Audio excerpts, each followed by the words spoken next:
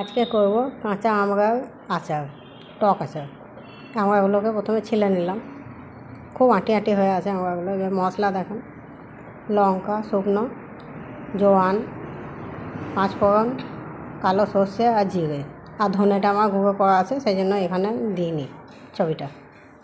দিয়ে এগুলোকে আমি একটু ভেজে নিয়ে হালকা করে ভাজবো, একটু গরম হয়ে আসলে এটা শিল নোড়াতে বেটে নেবো আধ বাটা করে।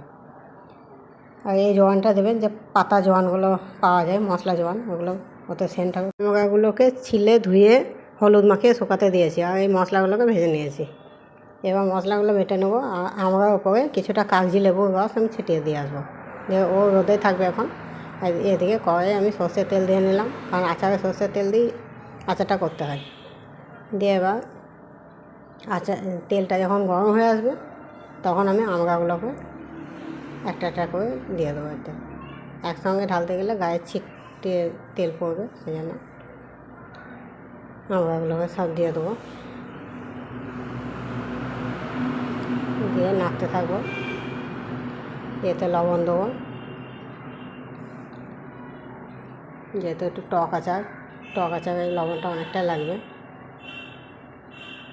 বিট লবণও দেবেন আপনারা, যদি এই লবণটা অর্ধেক দেন আর বিট লবণটা অর্ধেক দেন, খেতে আরও টেস্ট হবে। আমার কাছে বিট লবণ ছিল না। এবার নাড়তে নাড়তে মশলা গুঁড়োগুলোর সঙ্গে ধনে গুঁড়োটা মিশিয়ে দিলাম, দিয়ে বাটা মশলাগুলোকে আমি দিয়ে দেবো, এর সঙ্গে মিশিয়ে দেবো।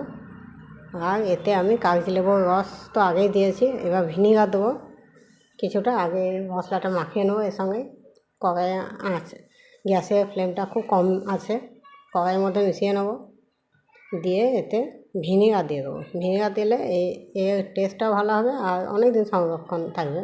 আপনারা রোদে যদি কিছুদিন দেন তাও ভালো, আবার নাও দিলেও নষ্ট হবে না। ভিনিগারটা দিয়ে নেবেন। এই আমড়া আচারটাই আমার প্রথম ভিডিওতে ছাড়া আছে, দেখবেন। সেটা আমি অন্য বাড়িতে থাকতে করেছিলাম। এখন তো আমি নতুন বাড়িতে চলে এসেছি, তখন আমি পুরোনো বাড়িতে থাকতাম, সেই বাড়িতে মাটির ঘরে আমি আচারটা করেছিলাম।